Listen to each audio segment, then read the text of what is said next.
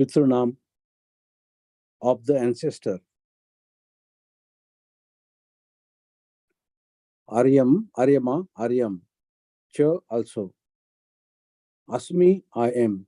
Yamaha, the controller of death. Sam Yamatamam, of all regulators. Aham, I am. Ananta, also I am. Of all serpents, the demigods controlling the water. Of all aquatics, I am. Of the ancestors, Aryam, also I am. The controller of death, of all regulators, I am. Translation by Srila Prabhupada Ki Jai. Of the celestial Nag snakes, I am Ananta. Of the aquatics deities, I am Varuna. Of departed ancestors, I am Aryama. And among the dispensers of law, I am Yama, Lord of Death. Purport. Among the many celestial Nag serpents, Ananta is the greatest. Anant is the greatest, as is Varuna among the aquatics. They both represent Krishna.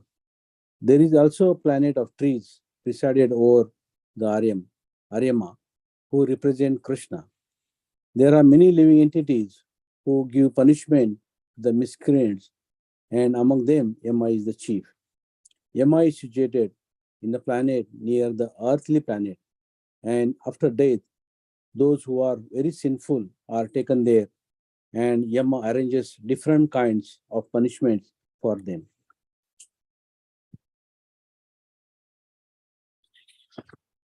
So my realization from this verse is, here Srila Prabhupada mentioned in the purport and explains that Krishna represents both Anant and Varun, and also planet of trees presided over by Aryama, who represented Krishna as well. So in Canto 3, Srila Prabhupada mentions that in those Vaikuntha planets, there are many forests which are very auspicious. In those forests, the trees are desired trees, and in all seasons, they are filled with flowers and fruits, because everything in the Vaikuntha planet is spiritual and personal. And further in Srimad Bhagavatam, Canto 4, verse 22, chapter 4, Canto 4, chapter 22, verse 59, in purport, Srila Prabhupada mentions that the Yamaraj is the superintendent of death, and his opulence was comparable to the Himalaya mountains. As the Yamaraj, as the superintendent of death, has to judge the criminal living entities who have committed sinful activities throughout their lives. Consequently, Yamaraj is expected to the most expert in judicial matter. In Srila Prabhupada mentioned in one of the purports that Yamaraja, the supreme superintendent of death, was instructing his assistants that he told them that not to approach the devotees. The devotees should be offered respect, he said, but do not go to near to them. Thus, the devotees of the Lord are not under the jurisdiction of Yamaraj. Yamaraj is the representative of Supreme Personality of Godhead, and he controls the death of every living entity. He has nothing to do with the devotees. Simply by blinking his eyes, time personified can destroy the entire cosmic manifestation, but he has nothing to do with the devotee. In other words, devotional service which is rendered by the devotees in the lifetime can never be destroyed by time. Such spiritual assets remain unchanged, being beyond the influence of time. Also, in one of the Srila Prabhupada's lecture, I came across that Srila Prabhupada mentioned that person whose tongue never describes the qualities of the holy name of the Supreme Personality of Godhead, whose heart never throbs as the remembrance of Krishna and his lotus feet, and whose head never bows in obeisances to the Supreme Lord, must be brought before me for punishment. That's what Yamraja said. In other words, non-devotees are brought before Yamraja for punishment, and thus material nature awards them various types of bodies after death, which is dehantana, a change of body. But non-devotees are brought before Yamraj for justice, and by the judgment of Yamraj, material nature gives them bodies suitable for the reaction of their past activities. This is the process of dehanta, or transmigration of the self from one body to another body. But Krishna consciousness, those who are in devotees, however, not subject to be judged by Yamraj. For devotees, there is an open road, as confirmed in Bhagavad Gita, after giving up the body. Tyakta deham. A devotee never again has to accept another body, for in a spiritual body he goes back home, back to Godhead. The punishment of Yamaraja are meant for persons who are not Krishna consciousness. So we have to be always in Krishna consciousness and reading Bhagavad Gita, Bhagavatam, and also I came across one Maharaja's Melos, Amrish Prabhu has put in our Facebook, where Maharaj says that Ena Kena Prakarena, by any means, bring your mind to Krishna. We have to bring our mind to Krishna. No one can help, but we have to help ourselves. And the important thing is that we have to pick ourselves up from this material existence, and no, because here nobody can help us, and that is very certain that nobody is going to help us. So by hook or crook, bring our mind to Krishna consciousness. So that we must remember that. I mean, I must remember this.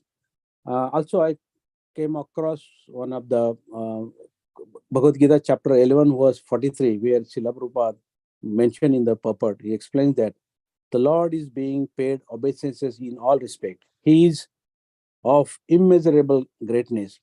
No one can be greater than the Supreme Personality of Godhead, Krishna, because no one is equal or to higher than Krishna within any manifestation, spiritual or even material. Everyone is below him. No one can excel him. The Supreme Lord, Krishna, has senses and a body like the ordinary man. But for him, there is no difference between his senses, his body, his mind, and himself.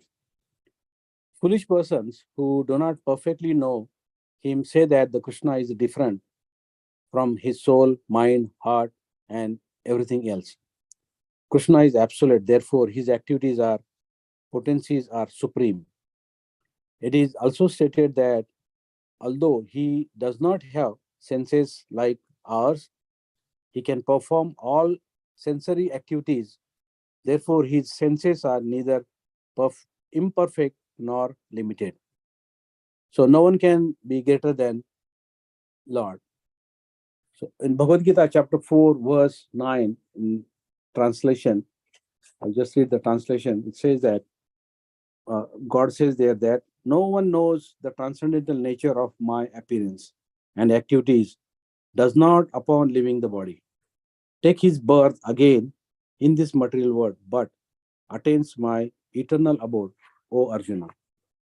So whoever knows whoever knows Krishna's transcendental body, activities, and perfection after quitting this body, returns to him and does not come back to again to this miserable world. Therefore, one should know that Krishna activities are different from others.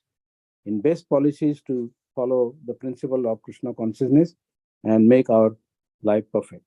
Hare Krishna, it's my realization.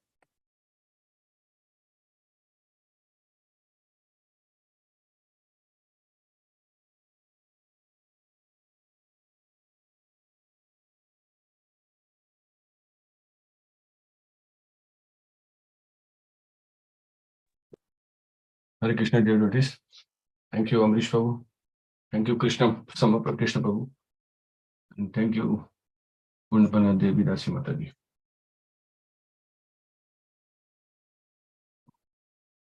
My realization on this verse, actually, I could not prepare much, but whatever I realized when I was going through it, I'll share it.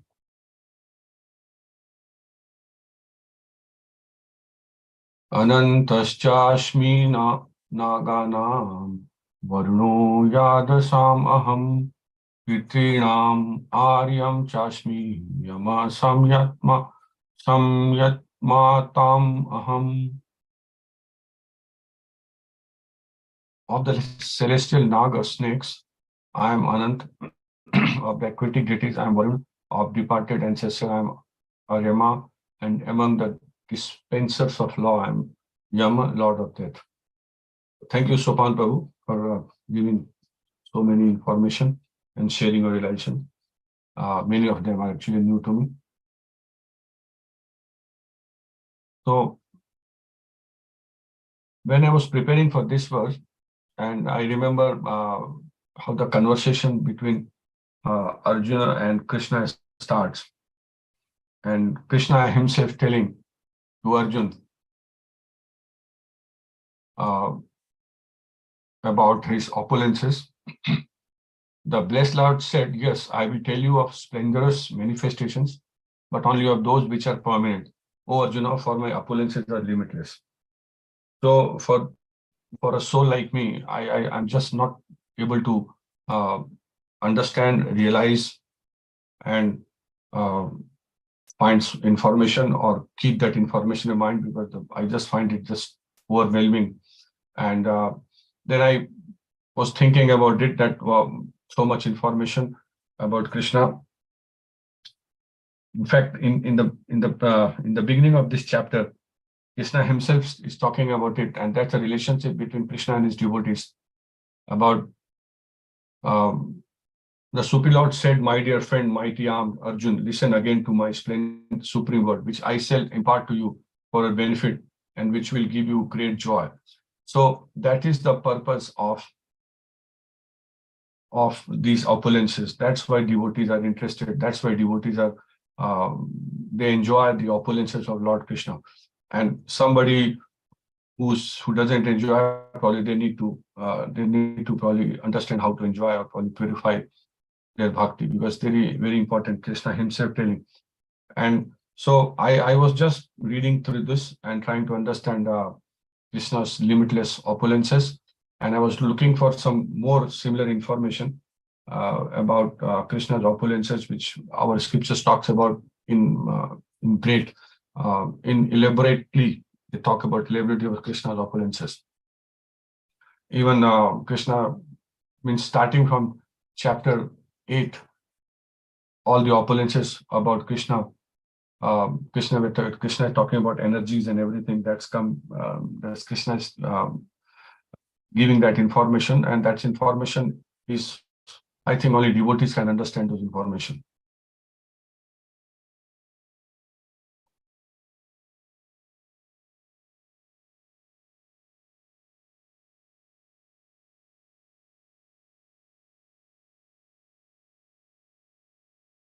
So I'm still in the same mood of actually opulences. So I'll probably share the same realization, because I'm overwhelmed. So even Brahma Samhita, which talks about this, when actually Prabhupada writes in the purport of seed verses of Bhagavatam. The Bhagavatam, that seed was number 2935, Canto 2, chapter number 9, verse 35, which talks about, O Brahma, please know that the universal element enter into the cosmos, and at the same time do not enter into the cosmos. Similarly, I myself also exist within everything created, and at the same time I'm outside of everything. So that is Krishna. So for me, I just can't understand. And in the purport, Prabhupada writes further about that, how Krishna himself enjoys his past, his creations, and that is the purpose of the creation.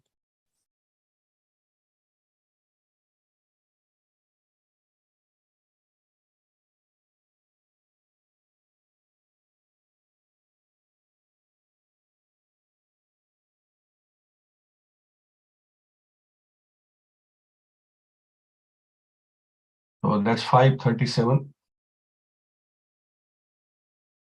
Ananda Chinmaya Rasa Pratibhavitabhis Tabhir Eva Nijarupataya Kalabhihi Goloka Eva Nivasati Akhilatma Bhuto Govindamadi Purusham Tamham Bhajami. I worship the personality of Godhead, Govinda, who by expansion of his internal potency of transcendental existence, knowledge and bliss, enjoys in his own and expanded forms. Simultaneously, he enters into every atom of the creation. So that is the opulence of Krishna. But Krishna himself telling that I'm going to Krishna is telling only some limited, prominent opulences, which talks about because the opulence is limited. So for my limited mind, I just cannot absorb it. So probably I focused on Krishna's. I'm treating this as a prayer to Krishna, and that's how actually I'm enjoying it. So that's what I wanted to share. Hare Krishna.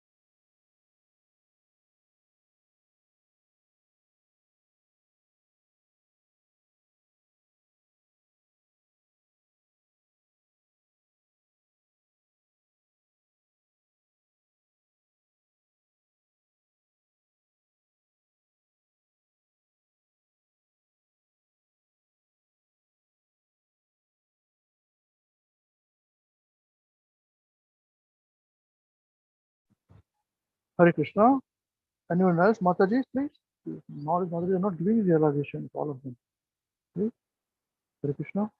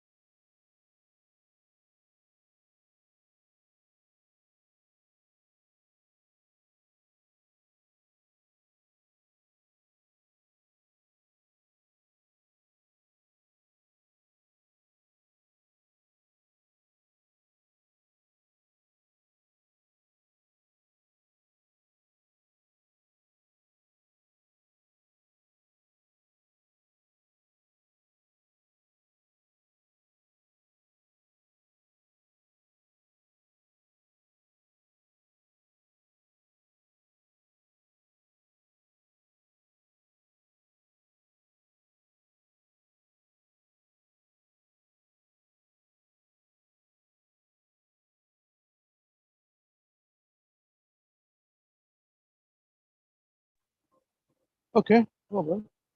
Hare Krishna. Thank you very much, dear devotee, for your wonderful realization. And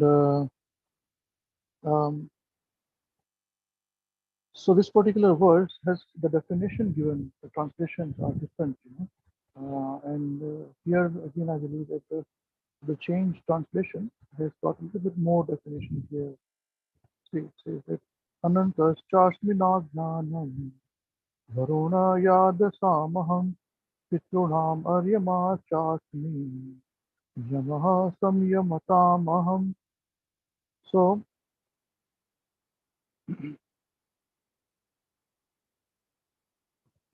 of the celestial naga, snakes, I am Ananta. Of the aquatic deities, I am Varuna. Of departed ancestors, I am Aryama. And among the dispensers of law, I am Yama. Lord of it.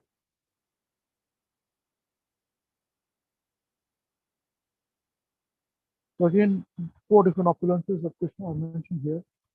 And these opulences are personalities um, which are representing Krishna.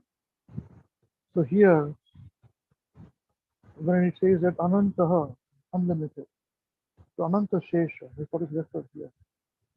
Ananta Shesha is the personality we all know as Lord Balram or Sankarshan. It is this Ananta Shesha where the Shesha, the snake, Lord Shiva, therefore it's called Shankar.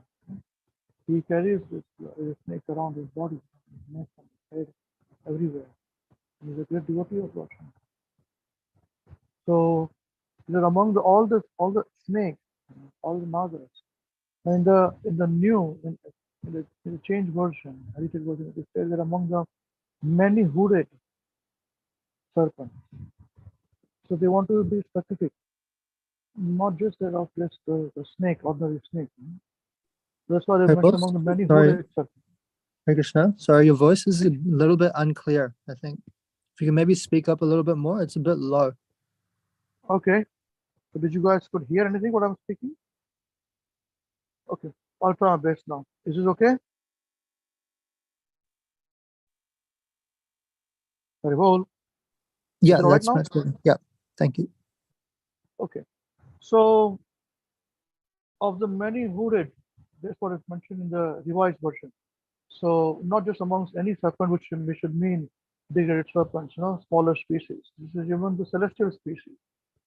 That is Ananta. I'm Ananta. Shreshna. That's what Lord Krishna is. And of the aquatics, and them, I'm the demigod Varuna. Because here it is said that um, um, of all the aquatics, of course, among the fish, Krishna says, I'm shark. You see, it's going to come. Among the fish, I'm the shark. But he is saying, of all the aquatics, I'm Varun. The demigod contains the water. So essentially, he is not going into the specifics of each of the species. He is giving a general information about of all the aquatics. He is the demigod Varuna. So when the owner, when the boss himself judges Krishna, that's Varuna. Now you'll be surprised to know that many of these different parts of the world, when there are other before Christianity also, people used to worship Varuna Devi, along with Mitra Devi. They are big worshippers of these two. And I think I mentioned once. Did I? Do you remember I mentioned about the pastime where Varuna actually captured um, Nandalal? Yeah, Nanda Maharaj. You want to remember this, Mataji?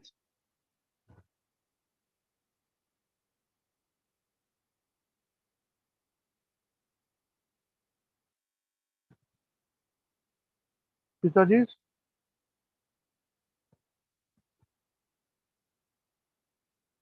Avinash, would you remember this?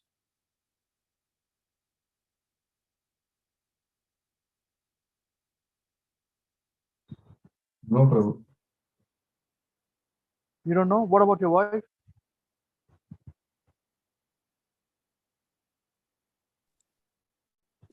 Yes, Prabhuji, I remember, but exactly, yes, I remember that Nand Maharaj was going very early because it was, I think, Akadashi fasting, or I think that Yeah, was it was the a small case, and fast. It was a he, small, yeah, short yes, Ekadashi. so he went early to take a bath in the river, and then he was, because it was not dawn, or it was before the dawn, so Varun Devta just captured him, No, and then one of the Rakshasa, his servants had kept it. yes, Prabhuji. Yeah. So Okay. I remember this bit, yes, and then Okay. later on, when Krishna came, then he was released. Yeah, okay. Thank you very much. So When this particular Varun pastime, Dev went, yeah, please continue.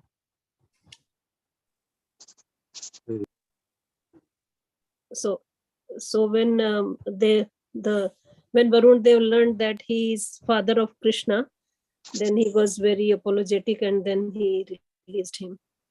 That's what I remember, Prabhuji. Okay. Okay. All right. Just to put this in perspective, that is correct what you said. So Hari Bol.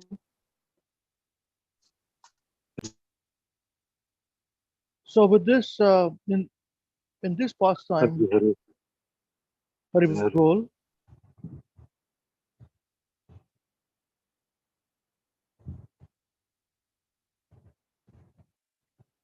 so in this pastime is where Krishna's opulence came out very clearly. You know?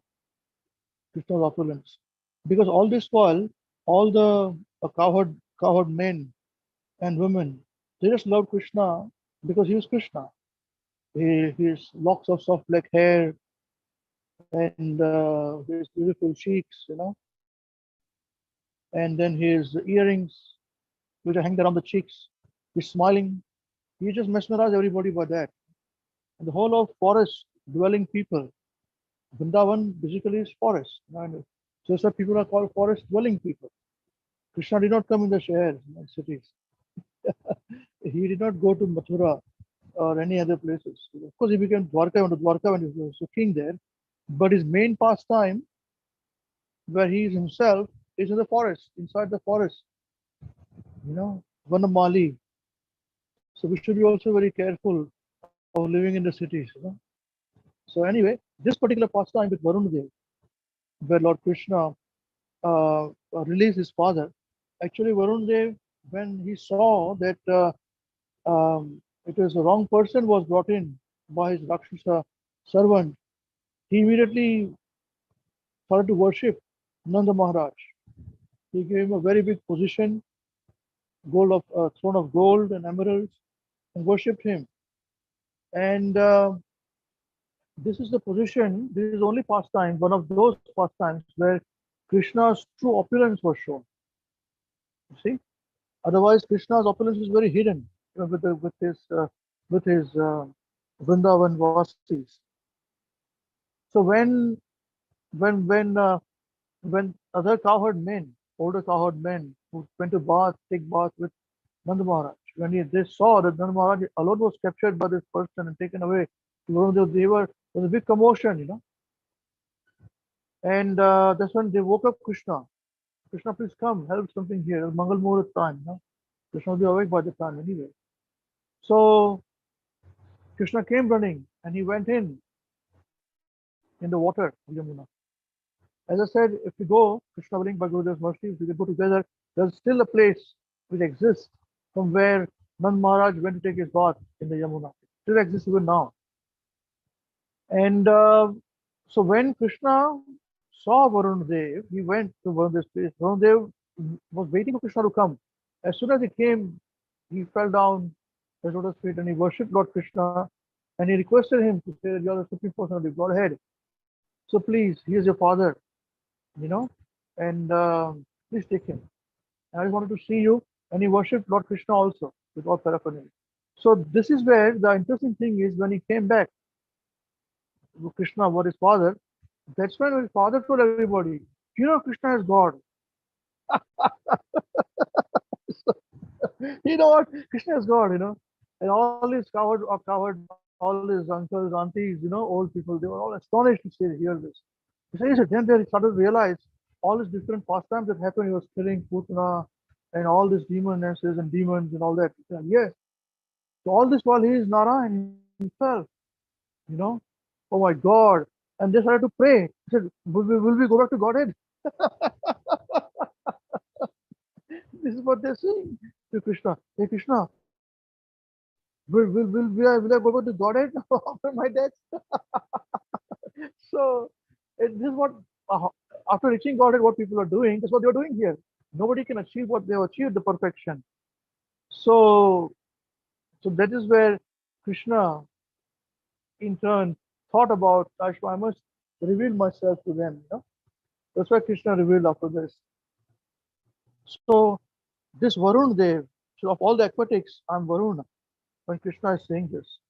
So Varun, it was not that Krishna like to Indradev, he had to show his opulence. No, that was not the case. Varun Dev, he did not have to show his opulence. He was very much in aware of what is happening, and he was begging for forgiveness to say this person did the wrong thing. My servant, please spare him and spare me. So Krishna was very merciful. He brought his father back. Yeah. So that's part with Varuna of all the aquatics, you know. And the purport is wrong among the planet of the trees. I'm Aryama. No, there's ancestors. So Aryama is from the departed ancestors. As we know, their ancestors also live in a particular planet for some time. That's the reason why many times it is said that ancestors, you have to do Pitru. When Pitru Praksha comes, then all the people who follow the Vedic way of life, the pious Hindus, they perform the Pindadan for their forefathers. So, and especially for those who are in this planet of Pitraloka. Yeah. And so among them is Aryama, he says. No? And among the dispensers of law, I'm Yama, Lord of Death. Now, Yamaraj, as there was a mention Srila Prabhupada gives in his class about how Yamaraj is instructed that devotees of Krishna should not be touched. And that is what was came out in Ajamil's pastime. I think Sopan who mentioned that, you know, in Ajamil's pastime. And the interesting thing of that pastime, which has remained with me all this while, is this that when Ajamil, although he led a life of sin activities, he was cheating everybody to maintain his family. He would grab other people's properties. He was sinful in his activities, thought process, and all that. You know? But at the time of death, he remembered his son, youngest son, as we know, and he named him as Narayan, and he called that Narayan with a lot of affection. So when arguments broke out between Yamadutas, the servants of Yamaraj, who sniff out and pick out sinful living beings and take them to Yamaloka, and along with the arguments broke out against Yamaduta and the Vishnudutas, as we know. So all the arguments are given by Yamaraj, his followers, Yamadutas, were absolutely correct. For our people who ordinary intelligence will say this is absolutely right. He led a sinful life, all these things is correct, you know. He just took one name, so what? Anybody in today's Kali Yuga will say that's correct, you know. So what? Look at his life. You know? At that point in time, what amazed me was that Vishnudutas laughed at them. And they say, you people are the servants of the religious leader, of religiosity. Yamaraj means religion. He is the god of religion. So you are servants of religion, and your master has not taught you the main purpose of religion. So you do not know. He took Narayan name, full stop. Nothing doing. There is no option for us. They laughed and they grabbed him away. And at this point in time, there was a rebellion among the Yamadutas. They said, "What is this going on? He taught us wrong information or what? Why is he cutting us sorry figure in front of Vishnudutas? So they all took as a union, with a flag, red flag, to Yamaraj to say, what is this going on? Why don't you tell us this?" He said, "Yes, absolutely right." He said, "Is this correct?" He said, "Yes, absolutely right." He took the name of Yamaraj, of Narayan. It's over. It's beyond our jurisdiction. That's when he says the famous words, of definition of religion. He says, religion can be defined only by God. Dharma tu sakshat Bhagavad Pranitam. He mentions this point. Dharma tu sakshat Bhagavad Pranitam. He says religion can be defined and religion can be implemented only by God, not by any other living beings, not the higher demigods. So he gives punishment. You see, Yamaraj gives punishment, different kinds of punishments. And he's very powerful. That's why he is Krishna. And he is Krishna because he's also one of the Mahajans. You see, Yamaraj is a Mahajan. Now, the interesting thing is there's a river in which is the differentiating factor between the material world and spiritual world. We know the different 7 layers, which differentiate between the material world and spiritual world. So there's a river by the name Virja. So that is what it differentiates this. It's a celestial river between material world and spiritual. And that goes beyond Yamaraj's palace. So only very pure living beings are able to cross over that river. We have to cross over that river. Remember this. Never forget this. So the opulences of Krishna, we have to meditate upon along with his pastimes. If you understand his pastimes, we will understand and appreciate his opulences. His opulences are unlimited. Krishna's opulences are unlimited. He just gives us some references of some of the opulences only, which will help us in remembering of Krishna. Ultimately, devotees, they just want to remember Krishna and nothing else. That's it.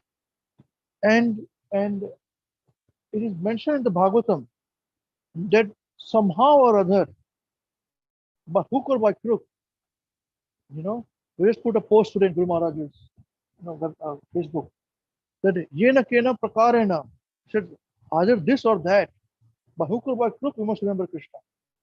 I remember when Maharaj were in Auckland many years ago, and Maharaj said this, by hook or by crook, you must remember Krishna. So what do you understand by this? Maharaj asked everybody. I was sitting there, it was new, I said, what do you understand by this, Ambrish? To me, I just phas gaye. So just for growing the discussion, I said, yes, Maharaj, by hook or by crook, So crook used to somehow that you must know. Maharaj came down heavily on me. Not that crook. It's not the way. Not that crooked. By being crook, you cannot remember Krishna. It means that somehow or other, we must always want to remember Krishna. Maharaj says that this material body in this material world, which is controlled by Maya, we are all controlled by Maya, but we do not appreciate and understand we are controlled by Maya. We all think we are free of Maya. We only think that other person is controlled by Maya. I'm quite all right. We think this other person is by Maya. Only when we are caught out, we say, "Oh, I'm sorry, I'm under Maya." There is also an excuse we give. We are not convinced that we are under Maya. Until our neck deep, Maharaj says, until neck deep, we are under Maya. Completely under control. There is no way of to get out of it. It's only when this remembrance of Krishna, whenever we remember, we are out of Maya. The clutches the grip on our neck eases a little bit. So from this particular verse, which says that of the celestial Naga snakes, I'm Ananta. Of the aquatic deities, I'm Varuna. Of the departed ancestors, I'm Aryama. And among the responsibles of law, I'm Yama, Lord of Death. What I understand is that this opulence, if you remember, to get out of this material world, you have to somehow or other have the remembrance of Krishna. So all these opulences are helping us to remember Krishna. And if we do not appreciate this, then it is waste of time really. Shramaya Kevalam. Yeah, nothing else. Nothing else. So thank you very much. That's what I realized. Hare Krishna. If anyone wants to say your realizations, please feel free. Any questions, please feel free. Hare Krishna.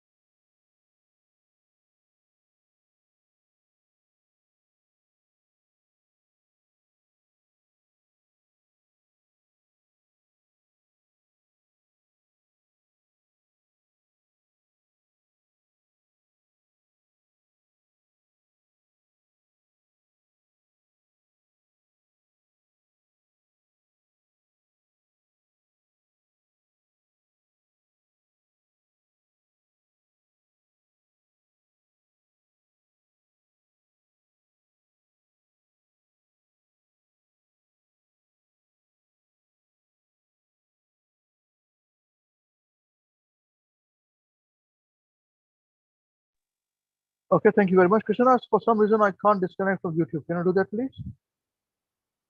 Can you see? Or you need to be co-host for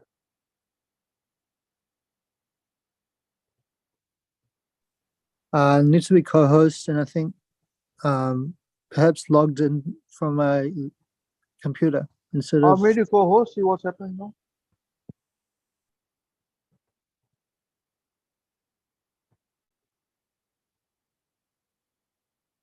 Can you do it still?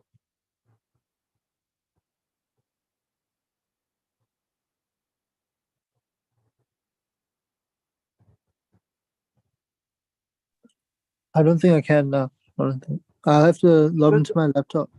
Okay, hold on. Let us see. You can make you host. And what happened? Now see?